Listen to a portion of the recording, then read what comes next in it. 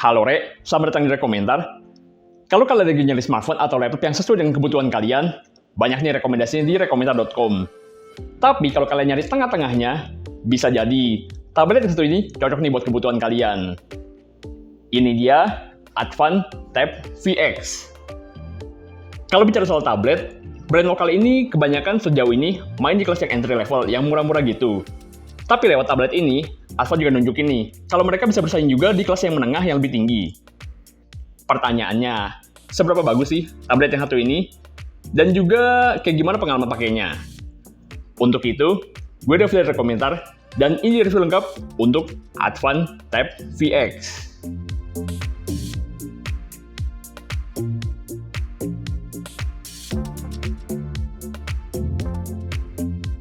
Advan Tab VX. Lewat perangkat satu ini, Advan nunjukin kalau produk lokal siap nih buat naik kelas dengan terus inovasi. Dari segi harga, Advan Tab VX ini jadi perangkat termahal dari Advan untuk kategori smartphone dan tablet untuk saat ini. Jadi kita bisa expect kalau perangkat ini sebagai salah satu yang terbaik dari Advan untuk saat ini. Harga resminya ada di 3,7 juta, tapi sering ada promo jadi rajin-rajin cek aja. Advan Tab VX ini juga harus bersaing langsung dengan brand luar karena nggak ada tablet lokal yang harganya semahal ini. Terus apa aja nih yang bikin Advan berani jual tablet lokal dengan harga segitu? Kalau dilihat dari wujudnya, kelihatannya kayak tablet biasa aja lah ya. Dari depan ada layar ukuran 10,4 inci, sementara dari belakang ada satu kamera dan logo Advan aja. Bahan bodinya dari polikarbonat dengan warna putih yang nggak terlalu mantul-mantul dan gak gampang nempel di jari juga. Feeling pas dipegangnya juga cukup nyaman, selayaknya tablet 10-an inci lah. Dengan beratnya di kisaran 400 gram, jadi lumayan enteng buat tablet. Kurang lebih setara iPad Air lah. Bagian sisinya, kalau dari posisi paling umum megang tablet, bagian atas ada tombol power dan volume, serta ada slot untuk SIM card. Sebelah kanan ada dua lubang speaker. Sisi kirinya ada dua lubang speaker sama port charger. Sementara bagian bawah kosongan aja. Nah, karena ada slot SIM card-nya, artinya tablet ini bisa connect jaringan seluler. Di saat pesaing setara atau bahkan yang lebih mahal, masih ada nih yang cuma bisa nyambung WiFi aja. SIM tray-nya dual hybrid, alias bisa masukin dua SIM card sekaligus, yang dua-duanya bisa connect 4G, atau satu SIM card plus satu memori eksternal. Nggak cuma itu, dari segi hardware pun menurut kita Advan Tab VX ini bisa banget bersaing sama kompetitor lain di kelas harganya. Salah satu senjata andalannya adalah chipset Unisoc Tiger T618. Dengan chipset yang lebih oke, tentunya jadi makin pede dong buat naikin sisi lainnya, kayak layar ataupun fiturnya. Advan klaim kalau chipsetnya ini sanggup buat mainin game-game berat tanpa hambatan. Selain Mobile Legends, PUBG, hingga Asphalt 9, salah satu yang juga diklaim di situ ada Genshin Impact, yang sering jadi ujian buat perangkat Android atau iOS saking beratnya. Menarik nih. Dari angka benchmark untuk patokan awal, bisa dilihat kalau chipsetnya ini tergolong cukup mumpuni. Angka segini kurang lebih setara MediaTek Helio G85 yang lebih umum dipakai di HP kelas menengah kisaran 2 jutaan. Jadi bukan entry level banget nih kelasnya. Kalau kita pakai buat kegiatan harian kayak browsing atau sosmed, itu mah lancar banget. Kita tes buat game yang diklaim lancar deh. Buat Mobile Legends yang lumayan enteng, jelas nggak ada hambatan. Settingnya bisa dipilih sampai ultra, dan juga bisa nyalain high frame rate-nya juga.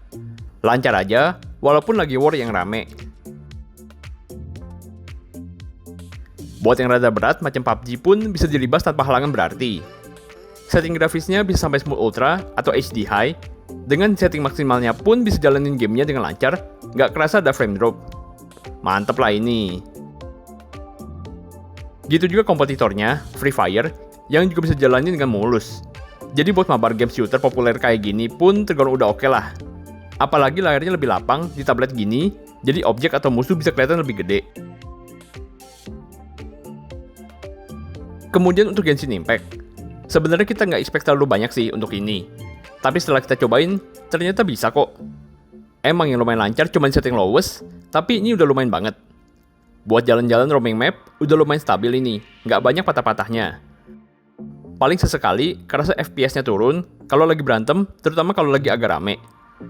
Cuma karena layar yang jauh lebih gede dibandingkan HP, dan resolusinya sedikit di atas Full HD aja, jadi kelihatan pecah nih gambarnya kalau di setting lowest. Kalau mau naikin, misal ke medium gitu, secara gambar sih jauh mendingan. tapi FPS-nya lebih sering naik turun, jadi kurang PW buat main. Balik lagi sih, tergantung kalian. Tapi kita lebih saranin setting low saja, yang jauh lebih playable. Tapi secara keseluruhan, chipsetnya sanggup lah buat main macam-macam game yang berat sekalipun. Soal memori juga termasuk royal nih. RAM-nya 8GB dan storage internalnya 128GB. Angka yang nyaman lah buat HP dan tablet tahun 2021. Kalau ngeliat apa-apa ada aplikasi zaman sekarang. Rekomentar.com aja nih, yang masih versi website, biar kalian hemat kuota, gak usah download dulu kalau mau dapet rekomendasi gadget yang sesuai dengan kebutuhan kalian. Jadi memori tetap lapang nih. Yang gak kalah lapang, tentu layarnya ini dengan ukuran 10,4 inci. Buat nonton, tentu lebih PW kan, kalau layarnya lebih luas. Resolusinya pun 1200 x 2000 pixel, sedikit di atas Full HD biasa. Dengan rasio layar yang lebih melebar, untuk ruang kerja yang lebih optimal. Soalnya banyak juga kan yang pakai tablet ini buat kerja atau buat gambar-gambar. Kali aja bisa jual jadi NFT kan? Bezelnya lumayan lebar, tapi standar lah untuk pegangan tangan ini. Buat nonton Netflix misalnya juga tergolong nyaman, apalagi kalau ditambah aksesoris kayak casingnya ini, yang juga bisa sekaligus jadi dock untuk berdiriin tabletnya. Makin yahut lagi dengan 4 speaker yang terpasang di Advan Tab VX ini. Di posisi landscape, ada 2 speaker di kiri dan 2 lagi di kanan. Jadi makin mantap nih buat nonton atau sekedar denger musik. Suaranya kenceng, cuma biasa kita pakai di setengah aja sih. Juga mungkin tuningannya aja sih yang menurut kita masih kurang pas. Pertama, dari pemisahan suara kiri dan kanannya masih kurang kerasa. Lebih kedengeran kayak satu suara keluar dari 4 lubang yang beda aja. Bassnya pun kurang nampol, terutama untuk di frekuensi yang rendah banget. Belum ada setting khusus atau equalizer juga yang built-in buat yang pengen ngutak-ngatik sesuai dengan kuping. Kira-kira ginilah hasil keluaran dari speakernya.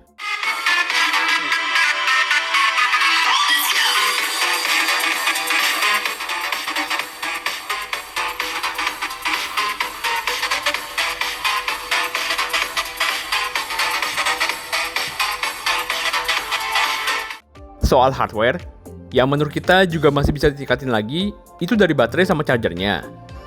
Kapasitas baterainya emang udah 6200 mAh, tapi karena layarnya segede ini, jadi makan dayanya tentu lebih gede. Hasil tes baterai kita nunjukin kalau tablet ini sanggup dipakai 6 jam nonstop untuk beragam aktivitas, mulai dari browsing, sosmed, nonton, hingga gaming. Angka segini sebenarnya cukup, apalagi buat tablet yang statusnya biasa jadi perangkat kedua atau ketiga setelah smartphone sama laptop. Tapi buat yang nyari jalan tengah, jadi beli tablet buat pengganti HP sama laptop sekaligus, bisa jadi rada ngepas ini. Apalagi, buat ngisi baterainya pun tergolong lambat. Dengan charger bawaan 10 watt aja, dari kosong dalam setengah jam, paling cuma keisi sekitar 17%. Dalam sejam, 32%, dan kalau mau penuh banget 100%, bisa sampai 4 jam. Untuk fitur keamanan, belum ada sensor fingerprint nih. Jadi buat buka kunci, bisa pakai pola, pin, atau face unlock pakai muka. Sementara untuk softwarenya, udah didukung Android 11, dengan launcher yang simple, yang mendekati stok Android seperti biasanya Advan. Kita suka nih, soalnya simple, enteng, dan juga kerasa udah di-improve, jadi nggak kerasa kayak banyak ngebug kayak di seri tablet yang lebih murah. Ditambah juga, aplikasi bawaannya yang dikit banget, cuma yang penting-penting aja kayak gini, selebihnya emang kita yang download aja sesuai dengan kebutuhan. Cuma yang ngeganjel buat kita, ada pas kita tes Instagram. Dia kesannya kayak turun resolusinya buat video, atau misalnya ada GIF yang gerak-gerak gitu. Baik di post, reels, maupun stories. Kalau gambar diem sih nggak masalah. Udah coba kita update, kita coba juga ganti-ganti pakai wifi ataupun kuota seluler, takutnya masalah koneksi kan, tetap sama aja. Kita tes di apps lain kayak YouTube, Netflix juga normal aja. Berarti ini soal optimasi software dengan Instagramnya aja nih. Semoga cepat dibenerin, soalnya ini salah satu apps yang paling sering dipakai saat ini kan. Kemudian untuk kamera, mungkin jadi salah satu poin terlemah dari Advan Tab VX ini. Ada satu kamera 8 megapiksel di belakang, serta kamera selfie 5 megapiksel di atas layar. Hasil foto di kondisi terang aja segini, baik kamera depan maupun belakangnya. Cuma ya karena tablet biasanya bukan jadi perangkat utama, jadi mungkin nggak masalah. Secara kamera HP zaman sekarang udah jauh lebih baik. Mungkin dipakai sekedar aja lah ya, misalnya pakai buat video call gitu masih bisa lah. Rekaman kamera belakang untuk Advan Tab VX. Dia maksimal di 1080p ya. Kira-kira kayak gini lah hasilnya.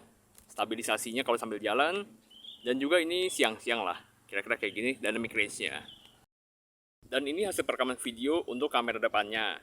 Dia mentok di 720p aja. Kira-kira kayak beginilah hasilnya.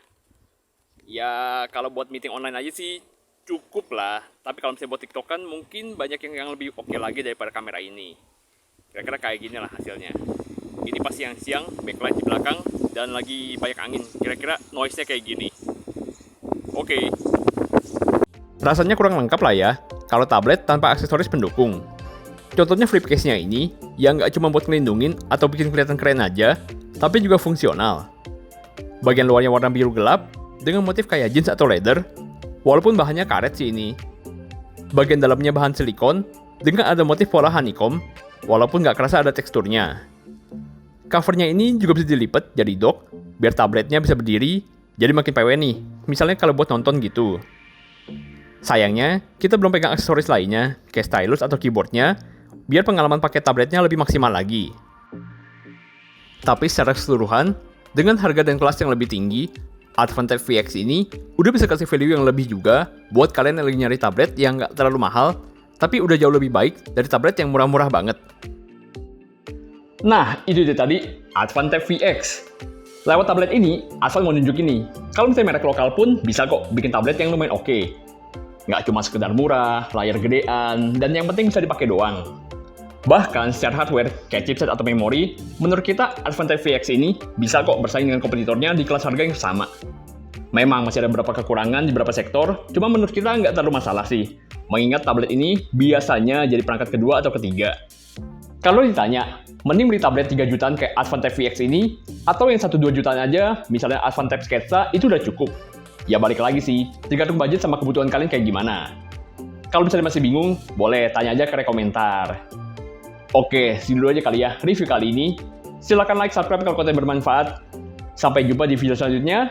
Tetap jaga kesehatan, dan adios!